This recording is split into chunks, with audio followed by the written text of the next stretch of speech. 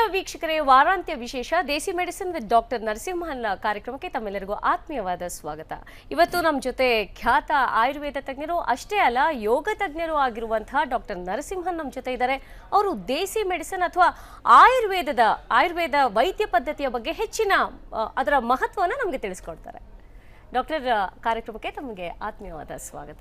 Thank you doctor, ಈಗ ಆಯುರ್ವೇದದ ಬಗ್ಗೆ ನಾವು ಮಾತಾಡೋದಾದರೆ ಫಸ್ಟ್ ಎಲ್ಲರ ಮನಸ್ಸಲ್ಲೂ ಬರೋದೇನೆಂದರೆ, ಅಯ್ಯೋ ಆಯುರ್ವೇದನ ತುಂಬ ಸ್ಲೋ, ಆಯುರ್ವೇದಕ್ಕೆ ಹೋಗ್ಬಿಟ್ರೆ ಏನೋ ಒಂದು ಮಾತ್ರೆ ಥರ ಏನೋ ಒಂದು ಬಣ್ಣದಲ್ಲಿರುತ್ತೆ, ಅದು ಕೊಟ್ಬಿಡ್ತಾರೆ, ಇಲ್ಲ ಕಷಾಯ ಕೊಟ್ಬಿಡ್ತಾರೆ, ತುಂಬ ಸ್ಲೋ ಆಗಿರುತ್ತೆ ಅಂತ, ಅದರದ್ದೊಂದು ರಿಕವರಿ ಆಗುವಂಥದ್ದು. ಸೊ ಆಯುರ್ವೇದದ ಬಗ್ಗೆ ನೀವು ನಮಗೆ ತಿಳಿಸ್ಕೊಡ್ಲೇಬೇಕು. ಯಾಕೆ ಆಯುರ್ವೇದಕ್ಕೆ ಮೊರೆ ಹೋಗಬೇಕು ಅಂತ ಜನರು? ತುಂಬ ಚೆನ್ನಾಗಿ ಶುರು ಮಾಡಿದ್ರಿ ಮೇಡಮ್. ಇದು ನೀವು ಹೇಳಿದ್ರಲ್ಲ, ಆಯುರ್ವೇದದ ಬಗ್ಗೆ ಏನೋ ಒಂದು ಮಿಥ್ಯ ನಂಬಿಕೆ ಜನರಲ್ಲಿ ಇದೆ. ಅದು ಮುಂಚೆ ಹೇಗಿತ್ತು, ಈಗ 5 ವರ್ಷದಿಂದ ಹೇಗಿತ್ತು, ಈಗ ಆಲ್ರೆಡಿ ಆ ಥರ ಇಲ್ಲ. ತುಂಬ ಜನರಲ್ಲಿ ಅರಿವು ಬರ್ತಾ ಇದೆ, ಆಯುರ್ವೇದದ ಬಗ್ಗೆ ನಂಬಿಕೆ ಬರ್ತಾ ಇದೆ. ಆಯುರ್ವೇದನ ತುಂಬ ಸೇಫೆಸ್ಟ್ ಸಿಸ್ಟಮ್ ಆಫ್ ಮೆಡಿಸಿನ್ ಅಂತ ಜನರು ಸಾಕಷ್ಟು ಎಂಬ್ರೇಸ್ ಮಾಡ್ತಾ ಇದ್ದಾರೆ, ಎಲ್ಲರೂ ಒಪ್ಕೊತಾ ಇದ್ದಾರೆ. ಈಗ ನೀವು ಹೇಳಿದ್ರಿ ಆಯುರ್ವೇದಿಕ್ ಮೆಡಿಸಿನ್ ತುಂಬ ಸ್ಲೋ ಆಗಿ ಕೆಲಸ ಮಾಡುತ್ತೆ ಅಂತ ಏನೋ ಒಂದು ಜನರಲ್ಲಿ ನಂಬಿಕೆ ಇದೆ. ಅದು ಶುದ್ಧ ಸುಳ್ಳು. ಯಾವುದೇ ಒಂದು ಸಮಸ್ಯೆ ಆಗಲಿ ಅದರ ತೀವ್ರತೆ ಮೇಲೆ ಮೆಡಿಸಿನ್ಸ್ಗಳು ಕೆಲಸ ಮಾಡುತ್ತೆ. ಯಾವುದೋ ಒಂದು ಚಿಕ್ಕ ಸಮಸ್ಯೆ ಅದು ಆಯುರ್ವೇದಿಕ್ ಮೆಡಿಸಿನಿಂದ ಒಂದು ಸಿಂಗಲ್ ಡೋಸ್ನಲ್ಲಿ ವಾಸಿ ಆಗುವಂತಹ ನಿದರ್ಶನಗಳು ತುಂಬ ಇದ್ದಾವೆ. ಹಾಗೆ ತುಂಬ ಕ್ರಾನಿಕ್ ಕಂಡೀಷನ್ಸ್, ಅದಕ್ಕೆ ಎಷ್ಟು ಕಾಯಿಲೆ ನಿಧಾನವಾಗಿ ಬೆಳ್ಕೊಂಬಂದಿದೆ, ಅದು ಮತ್ತೆ ಅದೇ ಮೂಲ ಸ್ಥಾನಕ್ಕೆ ಹೋಗಬೇಕು, ಕಾಯಿಲೆ ಸಂಪೂರ್ಣವಾಗಿ ಗುಣ ಆಗಬೇಕು ಅಂದರೆ ಅಷ್ಟೇ ಸಮಯ ತಗೋಬೇಕು.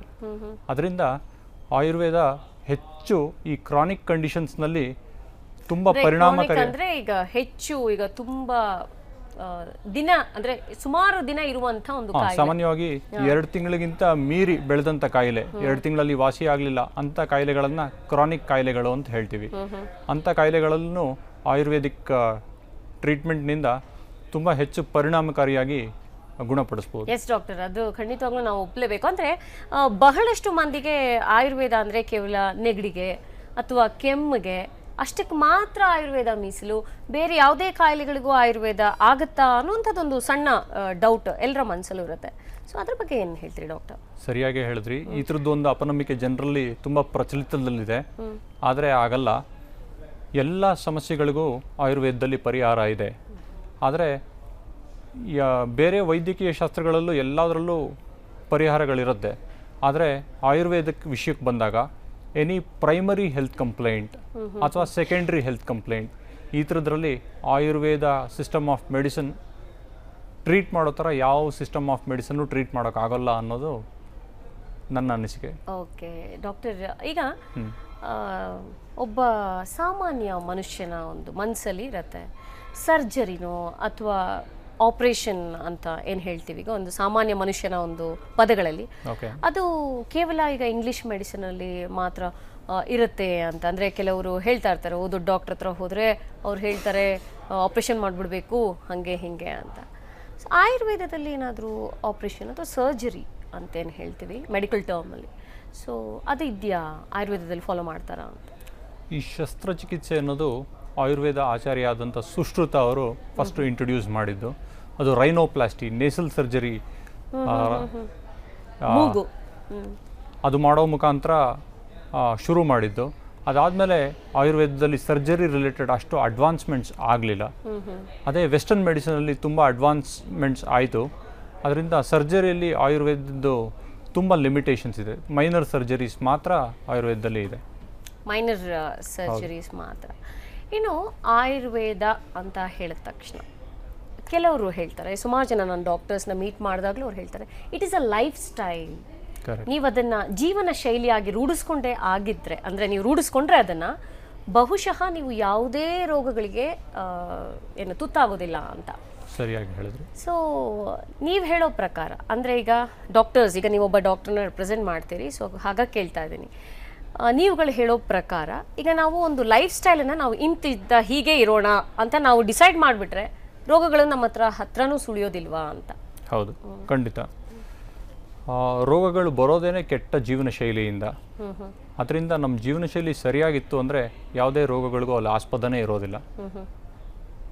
ಓಕೆ, ಸೊ ಒಂದು ಒಳ್ಳೆ ಲೈಫ್ ಸ್ಟೈಲ್ನ ನಾವು ಅಳವಡಿಸ್ಕೋಬೇಕು ಅಂತ ಆದರೆ ಒಂದು ಮಾರ್ನಿಂಗ್ ಟಿಲ್ ಈವ್ನಿಂಗ್ ನಮ್ಮ ಒಂದು ರೆಗ್ಯುಲರ್ ರುಟೀನ್ ಹೇಗಿರಬೇಕು, ಅಂದರೆ ಹೇಗಿದ್ರೆ ಚೆನ್ನಾಗಿರುತ್ತೆ ಅಂತ ನೀವು ಹೇಳ್ತೀರಿ? ಓಕೆ, ಸೊ ಪ್ರತಿನಿತ್ಯ ನಾವು ಮಾಡೋ ರುಟೀನ್ ಆ್ಯಕ್ಟಿವಿಟೀಸ್ ಏನಿದೆ, ಅದು ಬೆಳಗ್ಗೆ ನಿದ್ದೆಯಿಂದ ಎದ್ದೇಳೋದ್ರಿಂದ ಹಿಡಿದು ಮೋಷನ್ಸ್ ಪಾಸ್ ಮಾಡೋದ್ರಿಂದ ಹಿಡಿದು ಹಲ್ಲುಜ್ಜೋದು, ನಾಲಿಗೆ ತಿಕ್ಕೋದು, ಈ ಬಾಡಿ ಮಸಾಜ್ ಮಾಡ್ಕೊಳ್ಳೋದು, ಸ್ನಾನ, ಊಟ ಮಾಡೋದು, ಈ ಎಲ್ಲ ವಿಷಯಗಳು ನಾವು ದಿನನಿತ್ಯ ಏನು ಮಾಡ್ತೀವಿ ಅದನ್ನು ತುಂಬ ಪಾಲಿಶ್ಡ್ ವೇಯಲ್ಲಿ ಮಾಡೋದು. ಓಕೆ ಡಾಕ್ಟರ್, ನೀವು ಪಾಲಿಶ್ಡ್ ವೇ ಅಂತ ಹೇಳ್ತೀರಿ, ನನಗೆ ಅದು ಅರ್ಥ ಆಗ್ತಿಲ್ಲ ಯಾವ ರೀತಿ ಪಾಲಿಶ್ಡ್ ವೇ ಅಂತ. ಸೊ ನಾವೀಗ ಬೆಳಗಿಂದ ಶುರು ಮಾಡ್ಬೋಣ. ಅಂದರೆ ಬೆಳಗ್ಗೆ ಏಳೋದು ಸಾಮಾನ್ಯ ಎಷ್ಟು ಗಂಟೆಗೆ ಎದ್ರೆ ಒಳ್ಳೇದು? ಅಂದರೆ ಒಬ್ಬ ಮನುಷ್ಯ ಬೆಳಗ್ಗೆ ಅಷ್ಟು ಬೇಗ ಏಳಬೇಕು ಅಂದರೆ ಅವನ ಹಿಂದಿನ ದಿನದ ಆಕ್ಟಿವಿಟಿ ಮೇಲೂ ಡಿಪೆಂಡ್ ಆಗಿರುತ್ತೆ. ಎಕ್ಸಾಕ್ಟ್ಲಿ, ಅಂದರೆ ಅವ್ನು ಬೇಗ ಮಲಗಿರ್ತಾನೋ ಅಥವಾ ಲೇಟಾಗಿ ಮಲಗಿರ್ತಾನೋ ಅದೆಲ್ಲ ಡಿಪೆಂಡ್ ಆಗುತ್ತೆ. ಸೊ ಏನು ಹೇಳ್ತೀರಿ, ಅಂದರೆ ಹೇಗೆ ಶುರು ಮಾಡ್ಬೋದು? ಆಯುರ್ವೇದ ಶಾಸ್ತ್ರ ಸಾಮಾನ್ಯವಾಗಿ ಏನು ಹೇಳುತ್ತೆ ಅಂದರೆ ಬೆಳಗ್ಗೆ ಎದ್ದೇಳೋಕ್ಕೆ ಸರಿಯಾದ ಸಮಯ ಬ್ರಾಹ್ಮಿ ಮುಹೂರ್ತ ಅಂತ ಹೇಳುತ್ತೆ. ಬ್ರಾಹ್ಮಿ ಮುಹೂರ್ತ ಅಂದರೆ ಏನು ಅಂತ ಅರ್ಥ ಮಾಡ್ಕೊಳ್ಳೋಣ. ಒಂದು ದಿವಸದಲ್ಲಿ 24 ಗಂಟೆಗಳಿರುತ್ತೆ. ಆ 24 ಗಂಟೆಗಳನ್ನು 8 ಯಾಮಗಳಾಗಿ ಡಿವೈಡ್ ಮಾಡ್ತಾರೆ. ಒಂದು ಯಾಮನ 3 ಅವರ್ಸ್ ಅಂತ ಹೇಳ್ತಾರೆ. ಓಕೆ, ಇಲ್ಲಿ ಯಾಮ ಅಂದ ತಕ್ಷಣ ನನಗೆ ಒಂದು ಡೌಟ್ ಆಯಿತು. ಯಾಮ ಅಂದರೆ ಏನು ಡಾಕ್ಟರ್? ಯಾಮ ಅಂದರೆ ಒಂದು ಮೆಷರ್ಮೆಂಟ್, ಮಾಪನ, ಅಳಿಯೋ ಮಾಪನ, ಅದು ಅಳಿಯುವಂಥ ಮಾಪನ. ಒಂದು ಯಾಮಕ್ಕೆ 3 ಗಂಟೆ ಲೆಕ್ಕ. ಓಕೆ, ಸೊ ರಾತ್ರಿಯ ಕಡೆಯ ಯಾಮ ಅಂದರೆ ಬೆಳಗಿನ ಜಾವ 3 ಗಂಟೆಯಿಂದ 6 ಗಂಟೆವರೆಗೂ ಸಮಯವನ್ನು ಬ್ರಾಹ್ಮಿ ಮುಹೂರ್ತ ಅಂತ ಹೇಳ್ತಾರೆ. ಸೊ ಆ ಸಮಯದಲ್ಲಿ ನಿದ್ರೆಯಿಂದ ಎದ್ದೇಳೋದು ಆರೋಗ್ಯದ ದೃಷ್ಟಿಯಿಂದ ತುಂಬ ಒಳ್ಳೆಯದು ಅಂತ ಶಾಸ್ತ್ರ ಹೇಳುತ್ತೆ, ಆಯುರ್ವೇದ ಶಾಸ್ತ್ರ. ಏಕೆಂದರೆ ಆ ಸಮಯದಲ್ಲಿ ತುಂಬ ಪಾಸಿಟಿವ್ ವೈಬ್ರೇಷನ್ಸ್ ಇರುತ್ತೆ. ಪರಿಸರದಲ್ಲಿ ತುಂಬ ಶಾಂತಿ ಇರುತ್ತೆ. ಆ ಸಮಯದಲ್ಲಿ ಎದ್ಬಿಟ್ಟು ನಮ್ಮ ದಿನನಿತ್ಯದ ಕೆಲಸವನ್ನು ಶುರು ಮಾಡ್ತು ಅಂದರೆ ತುಂಬ ಪವರ್ಫುಲ್ ಆಗಿರುತ್ತೆ ಅಂತ ಹೇಳ್ಬೋದು. Okay, so ಎದ್ದಿದ್ದಾಯಿತು. ಸೊ ಆಮೇಲೆ ನೀವಂದ್ರಿ ಬಹುಶಃ ಬ್ರಷ್ ಮಾಡುವ ರೀತಿ ಇರ್ಬೋದು, ಇಲ್ಲ ನಾಲಿಗೆಯನ್ನು ಸ್ವಚ್ಛವಾಗಿ ಇಟ್ಕೊಳ್ಳೋದು ಕೂಡ ಅದು ಅಷ್ಟೇ ಮುಖ್ಯ ಅನ್ನುವಂಥ ಮಾತನ್ನು ನೀವು ಹೇಳಿದರೆ. ಹೌದು. ಸೊ ನಾಲಿಗೆ ಸ್ವಚ್ಛತೆ ಅಷ್ಟು ಪ್ರಾಮುಖ್ಯತೆ ಪಡೆದುಕೊಳ್ತಾ ಒಬ್ಬನ, ಅಂದರೆ ಆ ಒಂದು ದಿನದ ಒಂದು ರೂಟಿನಲ್ಲಿ ಅಥವಾ ಒಂದು ಆರೋಗ್ಯದ ದೃಷ್ಟಿಯಲ್ಲಿ ಅಂತ? ಖಂಡಿತ ಮೇಡಮ್. ನಾವು ಆಹಾರ ತಿಂದಿದ ತಕ್ಷಣ ಹೊಟ್ಟೆ ಒಳಗಡೆ ಪಚನ ಶುರು ಆಗುತ್ತೆ, ಡೈಜೆಷನ್ ಶುರು ಆಗುತ್ತೆ. ಆ ಶುರು ಆಗೋ ಪ್ರೋಸೆಸ್ನಲ್ಲಿ ನಾವು ತಿಂದಿರುವಂಥ ಆಹಾರ ಆಕ್ಸಿಡೈಸ್ ಆಗುತ್ತೆ, ಅಂದರೆ ಆಕ್ಸಿಜನ್ ಜೊತೆ ಮಿಕ್ಸ್ ಆಗಿ ಬರ್ನ್ ಆಗೋಕ್ಕೆ ಶುರು ಆಗುತ್ತೆ. ಆ ಪ್ರೋಸೆಸ್ನಲ್ಲಿ ಗ್ಯಾಸಸ್ ಎಲ್ಲ ಬಂದ್ಬಿಟ್ಟು ಇಲ್ಲಿ ಟಂಗ್ ಮೇಲೆ ಕೂರುತ್ತೆ, ಅದು ಕೋಟ್ ಆಗುತ್ತೆ, ಅದು ಮೇಲೆ ಒಂದು ಲೇಯರ್ ಆಫ್ ಕೋಟ್ ಆಗುತ್ತೆ. ಸೊ ಅದರಿಂದ ಟಂಗ್ ಮೇಲಿರೋ ಕೋಟನ್ನು ಸ್ಕ್ರೇಪ್ ಮಾಡೋದು, ಅಕ್ಯುಮಿಲೇಟ್ ಆಗಿರೋ ಡರ್ಟನ್ನು ಎಲಿಮಿನೇಟ್ ಮಾಡೋದು ಆರೋಗ್ಯದ ದೃಷ್ಟಿಯಿಂದ ತುಂಬ ಒಳ್ಳೆಯದು. ಎಸ್ ಡಾಕ್ಟರ್, ಮತ್ತಷ್ಟು ಈ ಒಂದು ಜೀವನ ಶೈಲಿ ಬಗ್ಗೆ ಮಾತಾಡೋಣ. ಅದಕ್ಕೂ ಮುಂಚೆ ಒಂದು ಬ್ರೇಕನ್ನು ತಗೊಂಡು ಬಂದ್ಬಿಡೋಣ. ವೀಕ್ಷಕರೇ, ದೇಸಿ ಮೆಡಿಸಿನ್ ಡಾಕ್ಟರ್ ನರಸಿಂಹನ್ ಕಾರ್ಯಕ್ರಮದಲ್ಲಿ ಒಂದು ಸ್ಮಾಲ್ ಬ್ರೇಕ್. ಎಸ್ ವೀಕ್ಷಕರೇ, ವಿರಾಮದ ನಂತರ ವಾರಾಂತ್ಯ ವಿಶೇಷ ದೇಸಿ ಮೆಡಿಸಿನ್ ವಿತ್ ಡಾಕ್ಟರ್ ನರಸಿಂಹನ್ ಕಾರ್ಯಕ್ರಮಕ್ಕೆ ತಮ್ಮೆಲ್ಲರಿಗೂ ಆತ್ಮೀಯವಾದ ಸ್ವಾಗತ. ಡಾಕ್ಟರ್, ಈಗ ಪಚನ ಕ್ರಿಯೆ ಬಗ್ಗೆ ಮಾತಾಡ್ತಾ ಇದ್ವಿ. ಅಂದರೆ ನಾಲಿಗೆನ ಎಷ್ಟು ಸ್ವಚ್ಛವಾಗಿ ಇಟ್ಕೊಳ್ಬೇಕು, ಇಟ್ಕೊಂಡ್ರೆ ಆ ಒಂದು ರೋಗ ಅದನ್ನೆಲ್ಲ ಆದಷ್ಟು ದೂರ ಇಡ್ತೀವಿ ಅಂತ ನೀವು ಹೇಳಿದ್ರಿ. ಈಗ ನಾಲಿಗೆ ಯಾವಾಗಲೂ ಸ್ವಚ್ಛವಾಗಿತ್ತು ಅಂದರೆ ನೀವು ತಿನ್ನೋವಂಥ ಆಹಾರದ ರುಚಿ ಚೆನ್ನಾಗಿ ಸಿಗುತ್ತೆ. ಆ ಟೇಸ್ಟ್ ಬಡ್ಸ್ ಎಲ್ಲ ಎಕ್ಸ್ಪೋಸ್ ಆಗಿರುತ್ತೆ. ರುಚಿಯನ್ನು ಗ್ರಹಿಸುವಂಥ ನರದ ತುದಿಗಳಿರುತ್ತಲ್ಲ, ಅದು ನೀವು ತಿಂದಂಥ ಆಹಾರ ಅದಕ್ಕೆ ಸಂಪರ್ಕಕ್ಕೆ ಬಂದ ತಕ್ಷಣ ರುಚಿಯನ್ನು ಚೆನ್ನಾಗಿ ಗ್ರಹಿಸ್ತೀರಿ. ಆಗ ಆ ರುಚಿ ಗ್ರಹಣ ಆದ ತಕ್ಷಣ ಮೆದುಳಿನಿಂದ ಜೀರ್ಣಶಕ್ತಿಗೆ ಬೇಕಾದಂಥ ಎಲ್ಲ ಕೆಮಿಕಲ್ಸ್ಗಳು ಚೆನ್ನಾಗಿ ಸೆಕ್ರೇಟ್ ಆಗುತ್ತೆ, ಉತ್ಪಾದನೆ ಆಗುತ್ತೆ. ಸೊ ಅದರಿಂದ ನಾಲಿಗೆ ಕ್ಲೀನಾಗಿ ಇಟ್ಕೊಳ್ಳೋದು ಜೀರ್ಣಶಕ್ತಿ ವೃದ್ಧಿಸೋ ದೃಷ್ಟಿಯಿಂದ ತುಂಬ ಒಳ್ಳೆಯದು. ಓಕೆ, ಸೊ ಜೀರ್ಣಶಕ್ತಿಯ ಬಗ್ಗೆ ಆಯಿತು. ಈಗ ನಾವು ತಗೊಳ್ಳುವಂಥ ಆಹಾರ, ಅಂದರೆ ಈಗ ಬೆಳಗ್ಗೆ ಎಂತೆಂಥ ಆಹಾರವನ್ನು ನಾವು ಸ್ವೀಕರಿಸಿದ್ರೆ ಒಳ್ಳೆಯದು? ಈಗ ಏನಾಗ್ಬಿಟ್ಟಿದೆ ಅಂದರೆ life style is so busy, ಎಲ್ಲರಿಗೂ ಒಂದು ಟೈಮ್ ಅನ್ನೋದು ಸಿಗ್ತಾ ಇಲ್ಲ. ಅದು ಯಾವುದೇ, ಈಗ ಹಣ ಚೆನ್ನಾಗೇ ಬರ್ತಿರುತ್ತೆ, ಆದರೆ ಅದಕ್ಕೆ ತಕ್ಕದಾದ ಒಂದು ಟೈಮ್ ಇಲ್ಲ. ಟೈಮ್ ಇಲ್ಲ ಅಂದರೆ ಅದೇ ಹೇಳ್ತಾರಲ್ಲ ಡಾಕ್ಟರ್, ಹಲ್ಲಿದ್ದವನಿಗೆ ಕಡಲೆ ಇಲ್ಲ, ಕಡಲೆ ಇದ್ದವನಿಗೆ ಹಲ್ಲಿಲ್ಲ ಅಂತ, ಹಂಗಾಗ್ಬಿಟ್ಟಿದೆ ಪರಿಸ್ಥಿತಿ. ಸೊ ಜೀವನ ಶೈಲಿ ಅಷ್ಟು ಒಂದು ಬ್ಯುಸಿ ಆಗಿದ್ದಾಗ ಯಾವ ರೀತಿಯಾದ ಆಹಾರವನ್ನು ತೆಗೆದುಕೊಂಡ್ರೆ ಉತ್ತಮ? ಈ ಬರ್ಗರು, ಸ್ಯಾಂಡ್ವಿಚ್ ಆ ಥರದಕ್ಕೆ ಮೊರೆ ಹೋದರೆ ಒಳ್ಳೇದಾ, ಅಥವಾ ನಾವೇ ಒಂದು ಅದಕ್ಕೆ ಒಂದು ಇಂಥ ಆಹಾರ ನಾನು ತೊಗೊಂಡ್ರೆ ಒಳ್ಳೆಯದು, ನನ್ನ ಆರೋಗ್ಯಕ್ಕೆ ಒಳ್ಳೆಯದು ಅಂತ ಯಾವುದನ್ನು ನೀವು ಹೇಳ್ತೀರಿ? ತುಂಬ ಸರಿಯಾಗೇ ಹೇಳಿದ್ರಿ. ಅಂದರೆ ಈಗ ನಮ್ಮೆಲ್ಲರ ಗಮನ ಅರ್ನ್ ಮಾಡೋ ಕಡೆ ಹೆಚ್ಚಿಗೆ ಹೋಗ್ತಾ ಇದೆ. ಅದರಿಂದ ಆರೋಗ್ಯದ ಕಡೆ ಸಮಯನ ತುಂಬ ಕಮ್ಮಿ ಕೊಡ್ತಾ ಇದ್ದೀವಿ. ಬಟ್ ನಾವಿಲ್ಲಿ ಈ ಪಾಯಿಂಟ್ ಆಫ್ ಟೈಮ್ನಲ್ಲಿ ಏನು ಮಿಸ್ ಮಾಡ್ಕೊತಾ ಇದ್ದೀವಿ ಅಂದರೆ ಆ ಸರಿಯಾದ ಆರೋಗ್ಯಕ್ಕೆ ಬೇಕಾಗಿರೋದು ಒಂದು ಸ್ವಲ್ಪ ಸಮಯನ ಮೀಸಲಿಟ್ವಿ ಅಂದರೆ ವಯಸ್ಸಾದ ಕಾಲದಲ್ಲಿ ಬರೋ ಕಾಯಿಲೆಗಳನ್ನೆಲ್ಲ ಬರದೇ ಇರೋಂಗೆ ಮಾಡ್ಕೋಬೋದು. ಇನ್ನು ಯಾವ ಥರದ ಆಹಾರ ತಗೋಬೇಕು ಅಂತ ಹೇಳಿದ್ರಿ. ಬೆಳಗಿನ ತಿಂಡಿ ಇದೆಯಲ್ಲ, ಬೆಳಗಿನ ತಿಂಡಿ ತುಂಬ ಇಂಪಾರ್ಟೆಂಟ್ ಅದು. ಏಕೆಂದರೆ ನೀವು ಬೆಳಗ್ಗೆ ನಿದ್ದೆ ಮಾಡಿ ಎದ್ರಿ, ಫ್ರೆಶ್ ಆಗಿ ಎದ್ರಿ, ಬಾಡಿ ಮಲೋತ್ಸರ್ಗ ಎಲ್ಲ ಆಯಿತು, ಮೋಷನ್ಸ್ ಎಲ್ಲ ಪಾಸ್ ಮಾಡ್ತೀರಾ, ಆಗ ಬಾಡಿ ತುಂಬ ಕ್ಲೀನಾಗಿರುತ್ತೆ. ಆ ಟೈಮ್ನಲ್ಲಿ ತಿಂಡಿ ಏನು ತಿಂತೀರಲ್ಲ ಅದು ನಿಮ್ಮ ಅವತ್ತಿನ ದಿವಸದ ಪೂರ್ತಿ ಕೆಲಸಗಳಿಗೆ ಶಕ್ತಿಯನ್ನು ಕೊಡುತ್ತೆ. ಆದ್ದರಿಂದ ಬೆಳಗ್ಗೆ ತಿಂಡಿ ತುಂಬ ಇಂಪಾರ್ಟೆಂಟ್. ಅದು ತುಂಬ ಸ್ವಾಸ್ಥ್ಯವಾಗಿರುವಂಥ ತಿಂಡಿ ಆಗಿರಬೇಕು. ಅದರಲ್ಲೂ ನಮ್ಮ ಸೌತ್ ಇಂಡಿಯನ್ ಫುಡ್ ಏನಿದೆ ತುಂಬ ಸೊಗಸಾಗಿದೆ.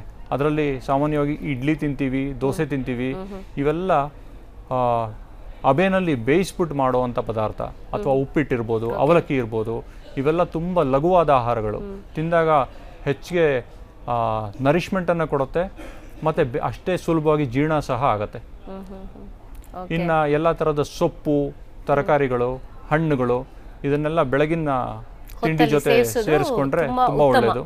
ಓಕೆ, ಕೆಲವರು ದಪ್ಪಗಾಗ್ತಾ ಇದ್ದೀನಿ, ಬೆಳಗ್ಗೆ ತಿಂಡಿ ಬಿಟ್ಬಿಡೋಣ, ಮಧ್ಯಾಹ್ನ ಊಟ ಮಾಡೋಣ, ಅಲ್ಲೇನೋ ಕ್ಯಾಲರೀಸ್ನ ಮೇಂಟೈನ್ ಮಾಡೋಣ ಅಂತ ಒಂದು ಸಹಜವಾಗಿ ಇರತ್ತೆ ಈಗಿನ ಒಂದು ಲೈಫ್ ಸ್ಟೈಲಲ್ಲಿ.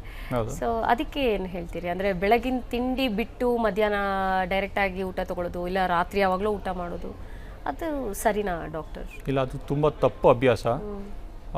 ಸಾಮಾನ್ಯವಾಗಿ ಅಂಥವ್ರು ಏನು ಮಾಡ್ತಿರ್ತಾರೆ, ತುಂಬ ದಪ್ಪ ಇರೋರು ಈ ಫ್ಯಾಟ್ ಡಯಟಿಂಗ್, ಕೆಲವು ದಿವಸಗಳು ತುಂಬ ಕಮ್ಮಿ ಊಟ ತಿನ್ನೋದು, ತುಂಬ ಕ್ಯಾಲರಿ ಕಮ್ಮಿ ಇರುವಂಥ ಆಹಾರ ತಿನ್ನೋದು, ಉಪವಾಸ ಇರೋದು, ಇವೆಲ್ಲ ಮಾಡ್ತಾರೆ. ಆದರೆ ಸಾಮಾನ್ಯವಾಗಿ ಏನು ನೋಡ್ತೀವಿ ಅಂದರೆ, ಒಬ್ಬ ಮನುಷ್ಯನ ತೂಕ ಮತ್ತು ಅವನ ಎತ್ತರ ಏನಿರುತ್ತೆ ಅದಕ್ಕೆ ಅನುಗುಣವಾಗಿ ಅವನ ಶರೀರದ ಅಂಗಗಳು ಕೆಲಸ ಮಾಡ್ತಾ ಇರುತ್ತೆ. ಅಂದರೆ ಹೃದಯ ಆಗಿರ್ಬೋದು, ಮೂತ್ರಪಿಂಡ ಆಗಿರ್ಬೋದು, ಯಕೃತ್ ಆಗಿರ್ಬೋದು, ಇದು ಆ ಮನುಷ್ಯನ ಅವಶ್ಯಕತೆಗೆ ಎಷ್ಟು ಕೆಲಸ ಮಾಡಬೇಕೋ ಅಷ್ಟು ಕೆಲಸ ಮಾಡ್ತಾ ಇರುತ್ತೆ. ಯಾವಾಗ ಆ ಮನುಷ್ಯ ಏನೋ ಒಂದು ತೂಕ ಕಮ್ಮಿ ಮಾಡೋದಕ್ಕೆ ಅಥವಾ ಏನೋ ಬೇರೆ ಒಂದು ಕಾರಣಕ್ಕೆ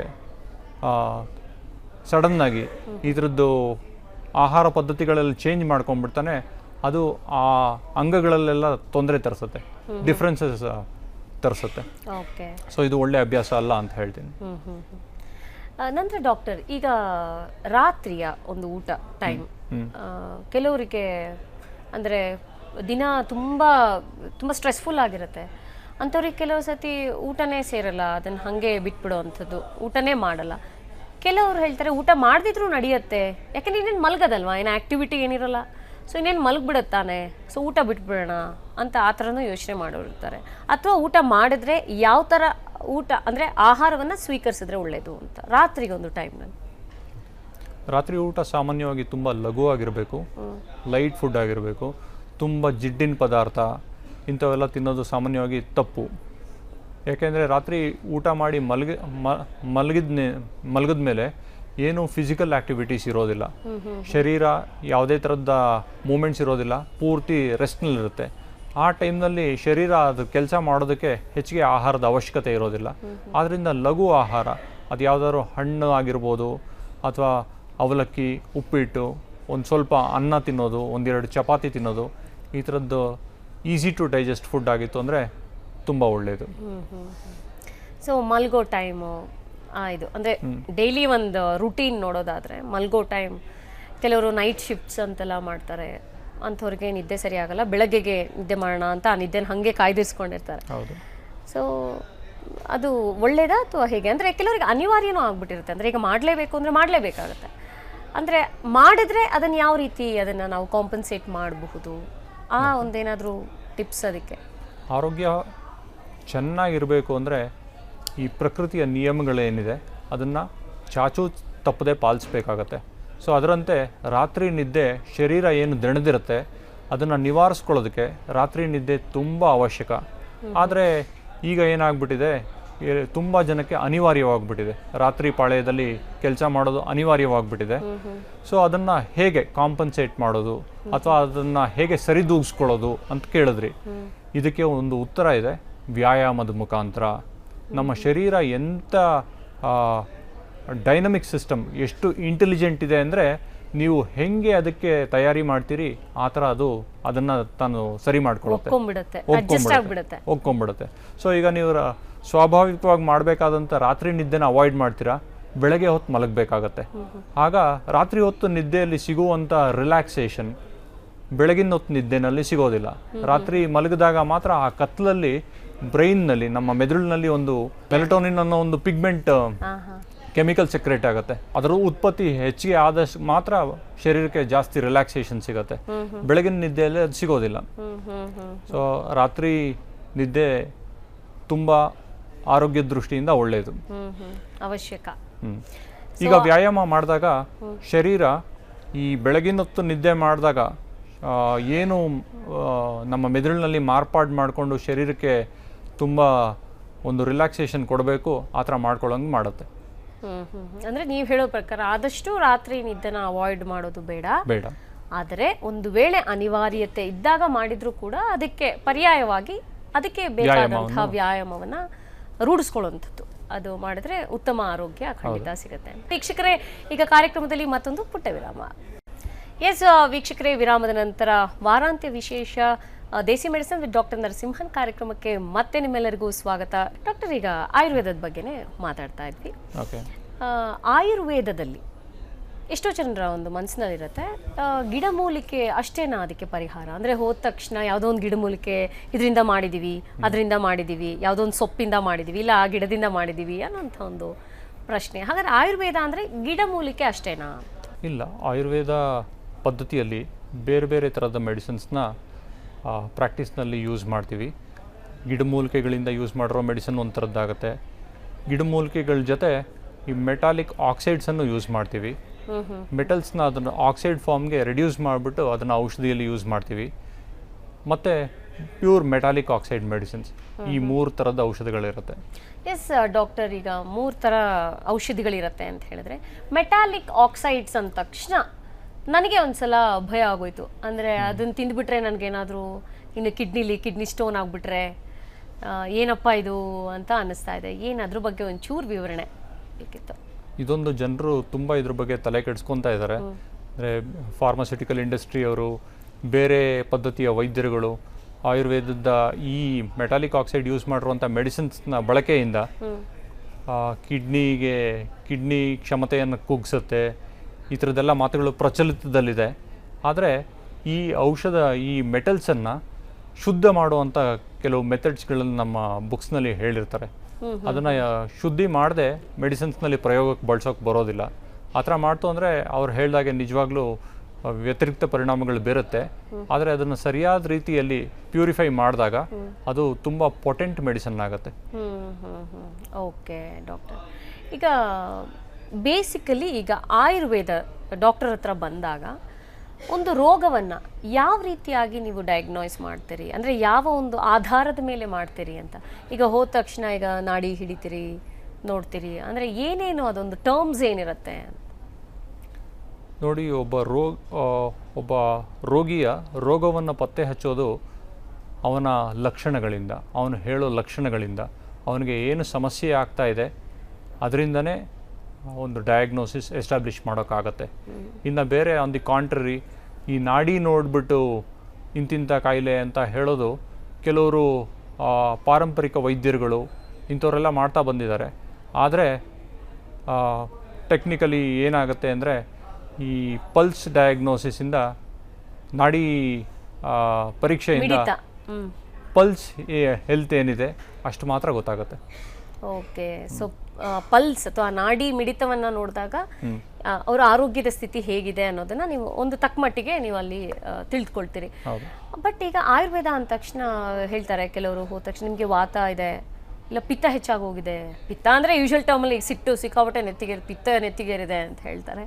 ಬಟ್ ಆ್ಯಕ್ಚುಯಲ್ ಟರ್ಮ್ ಈಗ ಆಯುರ್ವೇದದಲ್ಲಿ ಪಿತ್ತ ಅಥವಾ ವಾತ, ಕಫ ಯಾವ ರೀತಿಯಾಗಿ ಅದನ್ನು ವಿಂಗಡಣೆ ಮಾಡ್ತೀರಿ? ಒಬ್ಬೊಬ್ಬರ ದೇಹ ಪ್ರಕೃತಿ ಒಂದೊಂದು ಥರ ಇರುತ್ತೆ. ವಾತಮಯ ಪ್ರಕೃತಿ, ಪಿತ್ತಮಯ ಪ್ರಕೃತಿ ಅಥವಾ ಕಫ, ಹೇಗೆ ಹೇಳ್ತೀರಿ ಡಾಕ್ಟರ್? ಈಗ ನೋಡಿ, ವಾತ ಪ್ರಕೃತಿ ಮನುಷ್ಯ ಅಂತ ಹೇಳ್ತೀರಾ, ಅವನಲ್ಲಿ ನೋವಿರುತ್ತೆ, ರೂಕ್ಷತೆ ಇರುತ್ತೆ, ಶಿಥಿಲತೆ ಇರುತ್ತೆ, ಅಂದರೆ ವೀಕ್ನೆಸ್ ಇರುತ್ತೆ ಜಾಯಿಂಟ್ಸ್ನಲ್ಲಿ. ಈ ಥರದ್ದೆಲ್ಲ ಬೇರೆ ಬೇರೆ ಥರದ ಟ್ರೇಟ್ಸ್ ಇರುತ್ತೆ. ಇದನ್ನೆಲ್ಲ ಜನರಲೈಸ್ ಮಾಡೋದಕ್ಕೆ ಈ ವಾತ, ಪಿತ್ತ, ಕಫ ಅನ್ನೋದು ಒಂದು ಥಿಯರಿಟಿಕಲ್ ಕನ್ಸ್ಟ್ರಕ್ಟ್ಸ್ ಅಂತ ಹೇಳ್ಬೋದು.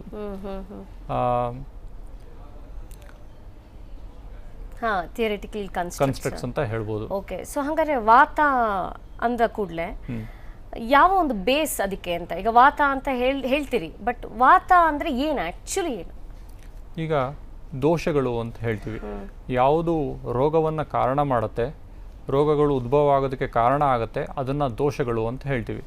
ಅದರಲ್ಲಿ ಆರೋಗ್ಯ ಸ್ವಾಸ್ಥ್ಯವಾಗಿರಬೇಕು ಅಂದರೆ ಈ 3 ದೋಷಗಳು, ವಾತ, ಪಿತ್ತ ಮತ್ತು ಕಫ, ಮೂರೂ ಸಾಮ್ಯವಾಗಿರಬೇಕು, ನಾರ್ಮಲ್ ಆಗಿರಬೇಕು. ಆದರೆ ಯಾವಾಗ ಬ್ಯಾಲೆನ್ಸ್ಡ್ ಆಗಿರಬೇಕು, ಯಾವಾಗ ಇದು ವ್ಯತಿರಿಕ್ತವಾಗುತ್ತೆ, ಇಂಬ್ಯಾಲೆನ್ಸ್ ಆಗುತ್ತೆ, ಆಗ ರೋಗಗಳು ಉದ್ಭವಿಸುತ್ತೆ ಅಂತ ಹೇಳ್ತೀವಿ. ಓಕೆ, ಸೊ ಕಫ ಅನ್ನುವಂಥದ್ದು ಯೂಶಲಿ ಕಫ, ಈಗ ಶೀತ ಆದಾಗ ಕಫ ಆಗೋದು ಅದೇನಾ ಆ ಕಫನೂ ಕೂಡ, ಅಥವಾ ಅದಕ್ಕೇನಾದ್ರೂ ಬೇರೆ ಅರ್ಥ ಇದೆಯಾ ಅಂತ ಆಯುರ್ವೇದದಲ್ಲಿ? ಇಲ್ಲ, ಕಫ ಅಂದ್ರೆ ಬೇರೆ ಬೇರೆ ಕಾರಣಗಳಿಂದ ಆಗುತ್ತೆ. ಆ ಕಫ ಬೇರೆ, ಈ ವಾತಪಿತ್ತ ಕಫದ ಕಫ ಬೇರೆ. ಓಕೆ, ಇವನ್ ಪಿತ್ತ ಕೂಡ ಹಾಗೆ? ಹೌದು.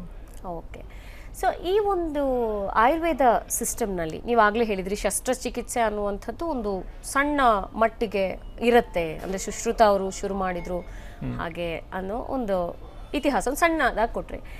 ಈಗ ಒಂದು ದೊಡ್ಡ ದೊಡ್ಡ ರೋಗಗಳು, ಈಗ ಏನೋ ಸಡನ್ ಆಗಿ ಕ್ಯಾನ್ಸರ್ ಇರ್ಬೋದು, ಅಥವಾ ಇನ್ಯಾವುದೋ ಒಂದು ದೊಡ್ಡ ಒಂದು ಕಾಯಿಲೆ ಏನೋ ಒಂದಿದೆ, ಇಲ್ಲ ಡಯಾಬಿಟಿಸ್ ಇರ್ಬೋದು, ಅದೊಂದು ಲೈಫ್ ಸ್ಟೈಲ್ ಕಾಯಿಲೆ ಆಗ್ಬಿಟ್ಟಿದೆ. ಈಗ ಡಯಾಬಿಟಿಸ್ ಇಲ್ಲದೆ ಇರೋರು ಇಲ್ಲ. ಈಗ ಅದೆಲ್ಲ ಈಗ ಆಯುರ್ವೇದ ಒಂದು ಸಿಸ್ಟಮ್ನಲ್ಲಿ, ಅಂದರೆ ವೈದ್ಯ ಪದ್ಧತಿಯಲ್ಲಿ ಗುಣ ಆಗೋ ಸಾಧ್ಯತೆ ಇದೆಯಾ? ನಮ್ಮ ಆಯುರ್ವೇದದಲ್ಲಿ ಯಾವುದೇ ಒಂದು ರೋಗವನ್ನು ಚಿಕಿತ್ಸೆ ಮಾಡಬೇಕಾದ್ರೆ ಬೇರೆ ಬೇರೆ ವಿಧಾನಗಳಿರುತ್ತೆ. ಅಂದರೆ ಸಂಶಮನ ಚಿಕಿತ್ಸಾ ಅಂತ ಹೇಳ್ತೀವಿ. ಅಂದರೆ ಅದನ್ನು ಪ್ಯಾಲಿಯೇಟಿವ್ ಮೆಷರ್ಸ್, ಅದನ್ನು ಬರೀ ಔಷಧದ ಮುಖಾಂತರ ಗುಣಪಡಿಸ್ಬೋದಾ ಅಂತ. ಸಂಶೋಧನಾ ಚಿಕಿತ್ಸಾ ಅಂತ ಬೇರೆ, ಪ್ಯೂರಿಫಿಕೇಟರಿ ಟ್ರೀಟ್ಮೆಂಟ್ಸ್ ಅಂದರೆ ಪಂಚಕರ್ಮ ಮೆಥಡ್ಸ್ ಆಗಿರ್ಬೋದು, ಅಥವಾ ಕೆಲವು ಕಂಡೀಷನ್ಸ್ನಲ್ಲಿ ಸರ್ಜರಿನೂ ಬೇಕಾಗ್ಬೋದು. ಸೊ ಉದ್ದೇಶ ಏನು ಅಂದರೆ ಯಾವ ರೋಗದ ಯಾವ ಅವಸ್ಥೆಗೆ ಏನು ಇಂಟರ್ವ್ಯೂನ್ ಮಾಡಬೇಕು ಅದನ್ನು ನೋಡಬೇಕಾಗತ್ತೆ. ನೀವು ಕ್ಯಾನ್ಸರ್ ಅಂತ ದೊಡ್ಡ ಕಾಯಿಲೆ ಅಂತ ಹೇಳಿದ್ರಿ, ಆದರೆ ಅದು ಶುರುವಿನಲ್ಲೇ ಪತ್ತೆ ಆಗಿದೆ, ಅದರ ಮ್ಯಾನೇಜ್ಮೆಂಟು ಬರೀ ಔಷಧಗಳ ಮುಖಾಂತರ ಸಾಧ್ಯ ಆಗುತ್ತೆ ಅಂದರೆ ಆಗ ಆಯುರ್ವೇದ ಕ್ಯಾನ್ಸರ್ ಅಂತ ಕಾಯಿಲೆಯನ್ನು ಟ್ರೀಟ್ ಮಾಡ್ಬೋದು. ಆದರೆ ಯಾವ ಸಮಸ್ಯೆಗಳಿಗೆ ಸರ್ಜರಿ ಬೇಕಾಗತ್ತೆ ಆಗ ಸರ್ಜರಿಗೆ ಹೋಗಬೇಕಾಗತ್ತೆ. ಓಕೆ, ಅಗೇನ್ ಅದು ಆಯುರ್ವೇದದ ಇದರಲ್ಲಿ ಬರೋದಿಲ್ಲ. ವೆಸ್ಟರ್ನ್ ಮೆಡಿಸಿನಲ್ಲಿ ಸರ್ಜರಿದು ಅಡ್ವಾನ್ಸ್ಮೆಂಟ್ಸ್ ತುಂಬ ಹೆಚ್ಚಿಗೆ ಆಗಿದೆ. ಸೊ ಅದರಿಂದ ಆ ಕಂಡೀಷನ್ ಮೇಲೆ ಡಿಸೈಡ್ ಮಾಡಬೇಕಾಗುತ್ತೆ. ಸೊ ಮೇನ್ಲಿ ಈಗ ನೀವು ಆಯುರ್ವೇದ ಪದ್ಧತಿಯಿಂದ, ಅಂದರೆ ಡೈಲಿ ನೀವು ಒಂದು ರುಟೀನನ್ನು ನೀಟಾಗಿ ಇಟ್ಕೊಂಡ್ರೆ ನಿಮಗೆ ಬಹುಶಃ ರೋಗ ಹತ್ರ ಬರೋದೇ ಇಲ್ಲ ಅನ್ನೋದು ಒಂದು ಆಯುರ್ವೇದ ಅಥವಾ ನಮ್ಮ ದೇಸಿ ಮೆಡಿಸಿನ್ ಹೇಳುವಂಥ ಒಂದು ಸಾರ ಅಂತ ಹೇಳಿದ್ರೆ ತಪ್ಪಾಗೋದಿಲ್ಲ ಅನ್ಸುತ್ತಲ್ಲ ಡಾಕ್ಟರ್? ಹೌದು. ಓಕೆ, ಈಗ ನಾವು ಡೈಲಿ ರುಟೀನ್ ಬಗ್ಗೆ ಹೇಳಿದ್ರಿ, ಈಗ ಬೆಳಗಿಂದ ಸಂಜೆ. ಈಗ ಸಾಮಾನ್ಯವಾಗಿ ಎಲ್ರಿಗೂ ಕಾಡುವಂಥ ಸಮಸ್ಯೆ ಮಲಬದ್ಧತೆ. ಅದು ಎಲ್ರಿಗೂ ಏನಂತಾರೆ, ಅದೊಂದು ದೊಡ್ಡ ಪ್ರಾಬ್ಲಮ್ ಆಗಿ ಇದಾಗ್ಬಿಡುತ್ತೆ. ಸೊ ಅಂಥವ್ರಿಗೆ ಈಗ ಡಯಟಲ್ಲಿ ಯಾವ ರೀತಿ ಅದನ್ನು ನಾವು ಕಂಟ್ರೋಲಲ್ಲಿ ಇಟ್ಕೋಬಹುದು ಅನ್ನೋದನ್ನು. ಮಲಬದ್ಧತೆ ಸಾಮಾನ್ಯವಾಗಿ ಯಾವ ಕಾರಣಗಳಿಂದ ಬರುತ್ತೆ ಅನ್ನೋದ್ರ ಬಗ್ಗೆ ಒಂದು ಸ್ವಲ್ಪ ಡಿಸ್ಕಸ್ ಮಾಡೋಣ. ಈಗ ಕೆಲವರು ತುಂಬ ತರಾತುರಿಯಲ್ಲಿ ಆಹಾರ ತಿಂತಾರೆ. ಕೆಲಸಕ್ಕೆ ಬೇಗ ಹೋಗಬೇಕು, ಅರ್ಜೆಂಟಲ್ಲಿ ತಿಂದ್ಬಿಟ್ಟು ಹೋಗೋದು, ಆಗ ಸರಿಗೆ ಆಹಾರವನ್ನು ಚೀವ್ ಮಾಡೋದಿಲ್ಲ, ಬಾಯಿನಲ್ಲಿ ಅಗಿಯೋದಿಲ್ಲ, ಆಗ ಅದು ಅಜೀರ್ಣ ಆಗುತ್ತೆ, ಆಹಾರ ಸರಿಗೆ ಪಚನ ಆಗೋದಿಲ್ಲ. ಇನ್ನೊಂದು, ಆಹಾರ ಈ ಊಟವನ್ನು ಯಾವಾಗ ಸೇವನೆ ಮಾಡಬೇಕು, ಸರಿಯಾದ ಒಂದು ಹಸಿವು ಆಗ್ತಾ ಇದೆ ಅಂತ ಶರೀರ ವ್ಯಕ್ತಪಡಿಸಿದಾಗ ಮಾತ್ರ ಆಹಾರ ಸೇವನೆ ಮಾಡಬೇಕು. ಆದರೆ ಈಗ ನಾವು ಸಾಮಾನ್ಯವಾಗಿ ಏನು ಮಾಡ್ತೀವಿ, ಹಸಿವು ಆಗಿದೆಯೋ ಇಲ್ವೋ ಹಿಂದಿನ ದಿನ ತಿಂತೀವಿ. ಕೆಲವರಂತೂ 1 ಗಂಟೆ ಆಯಿತು ಊಟದ ಟೈಮು, ಹಸಿವಾಗಿಲ್ಲ ಅಂದರೂ ತಿಂತಾರೆ. ಸೊ ಈ ಥರದ ಅಭ್ಯಾಸಗಳಿಂದ ಅಜೀರ್ಣ ಆಗುತ್ತೆ. ಇನ್ನು ಅವ್ರಿಗೆ ಸ್ವಾಭಾವಿಕವಾಗೇ ಅವ್ರಿಗೆ ಏನೋ ಬೇರೆಲ್ಲ ಕಾರಣಗಳಿಂದ ಜೀರ್ಣಶಕ್ತಿ ಕುಂದಿರುತ್ತೆ, ವೀಕ್ ಡೈಜೆಷನ್ ಇರುತ್ತೆ. ಆದರೆ ನಾಲ್ಗೆ ಚಪಲದಿಂದ ಹೆಚ್ಚು ಘನವಾದ ಆಹಾರವನ್ನು ತಗೊಂಡ್ಬಿಡ್ತಾರೆ. ಆಗ ಶರೀರಕ್ಕೆ ಅದನ್ನು ಪಚನ ಮಾಡೋ ಶಕ್ತಿ ಇರಲ್ಲ. ಇದರಿಂದನೂ ಅಜೀರ್ಣ ಆಗುತ್ತೆ. ಅಲ್ಲ ಅದು ಅಜೀರ್ಣತೆ ಬಗ್ಗೆ ಆಯ್ತು. ಈಗ ಮಲಬದ್ಧತೆ ಇರೋರು ಯಾವ ರೀತಿ ಆಹಾರ ತಗೊಂಡ್ರೆ ಅದನ್ನ ನಿವಾರಣೆ ಅಲ್ಲ, ಆಹಾರ ಸರಿಗೆ ಜೀರ್ಣ ಆಗದೆ ಇದ್ದಾಗ್ಲೇನೆ ಮಲ ಸರಿಗೆ ಫಾರ್ಮ್ ಆಗೋದಿಲ್ಲ, ಆಗ ಮಲಬದ್ಧತೆ ಕಾರಣ ಆಗುತ್ತೆ. ಮತ್ತೆ ಯಾವ ರೀತಿ ಆಹಾರ ತಗೊಂಡ್ರೆ ಅದು ನಿವಾರಣೆ ಆಗುತ್ತೆ ಅಂತ ನಿಮ್ಮ ಪ್ರಶ್ನೆಯಲ್ಲೇ ಅದು ಉತ್ತರ ಇತ್ತು. ಸುಲಭವಾಗಿ ಜೀರ್ಣ ಆಗುವಂತ ಆಹಾರ. Okay okay. ಆಮೇಲೆ ಆಹಾರ ಅದೇ ಸುಲಭವಾಗಿ ಜೀರ್ಣವಾಗುವಂತ ಆಹಾರಗಳು ಅಂದ್ರೆ ಯಾವ್ದನ್ನ ತಗೊಂಡ್ರೆ ಒಳ್ಳೇದು ಅಂತ. ಓಕೆ, ಅದು ಎಲ್ಲ ತರದ್ದು ತರಕಾರಿಗಳು ಆಗತ್ತೆ, ಸೊಪ್ಪು, ಹಣ್ಣುಗಳು, ಆಮೇಲೆ ಬೆಂದಂತ ಆಹಾರ. ಈಗ ತುಂಬಾ ಹೆಚ್ಚು ಕ್ಯಾಲರಿ ಇರುವಂತ ಆಹಾರಗಳಾದ್ರೆ ಮೊಸರು ತಗೊಳ್ಳಿ ಅಥವಾ ಮೀಟ್ ತಗೊಳ್ಳಿ, ಮಾಂಸ. ಇವೆಲ್ಲ ತುಂಬ ಹೆಚ್ಚು ಕ್ಯಾಲರಿ ಇರುವಂಥ ಆಹಾರಗಳು. ಆದರೆ ನಮ್ಮ ಈ ತರಕಾರಿಗಳು, ಹಣ್ಣು ಇವೆಲ್ಲ ತುಂಬ ಸುಲಭವಾಗಿ ಜೀರ್ಣ ಆಗುವಂಥ ಆಹಾರ ಸಾಮಗ್ರಿಗಳು. ಓಕೆ ಡಾಕ್ಟರ್, ಈಗ ಆಯುರ್ವೇದ ಪದ್ಧತಿಯ ಬಗ್ಗೆ ಅಂದರೆ ಅದರ ಒಂದು ಬೇಸಿಕ್ ನಾಲೆಜ್ ಅಂದರೆ ನೀವು ಇವತ್ತು ನಮಗೇನು ಹೇಳಿದ್ರಿ ಅಂದರೆ ಒಂದು ಡೈಲಿ ರೂಟೀನನ್ನು ನಾವು ನೀಟಾಗಿ ಅದನ್ನು ಇಟ್ಕೊಂಡಿದ್ದೇ ಆದರೆ, ಅಂದರೆ ಜೀವನ ಶೈಲಿಯನ್ನು ನಾವು ಚೆನ್ನಾಗಿ ಇಟ್ಕೊಂಡಿದ್ದೇ ಆದರೆ ಬಹುಶಃ ರೋಗ ನಮ್ಮ ಹತ್ರ ಸುಳಿಯೋದೇ ಇಲ್ಲ, ನಾವು ಅದು ಆರಾಮಾಗಿ ಇರಬಹುದು ಅನ್ನುವಂಥ ಒಂದು ಒಳ್ಳೆ ಮಾಹಿತಿಯನ್ನು ತಿಳಿಸ್ಕೊಟ್ಟಿ ಡಾಕ್ಟರ್. ಈಗ ನಾಳಿನ ಸಂಚಿಕೆಯಲ್ಲಿ ಮತ್ತಷ್ಟು ಮಾಹಿತಿನ ತಗೊಳ್ತೀನಿ. ಸೊ ಇವತ್ತು ವೀಕ್ಷಕರೇ, ಇವತ್ತು ದೇಸಿ ಮೆಡಿಸಿನ್ ವಿತ್ ಡಾಕ್ಟರ್ ನರಸಿಂಹನ್ ಕಾರ್ಯಕ್ರಮ ಈಗ ಮುಗಿಸುವಂಥ ಟೈಮ್ ಆಯಿತು. ನಾಳೆ ಮತ್ತಷ್ಟು ಮಾಹಿತಿ ಜೊತೆ ಬರ್ತೀವಿ. ಸುದ್ದಿ ಟಿವಿ, ನಾವು ಸುಳ್ಳು ಹೇಳಲ್ಲ.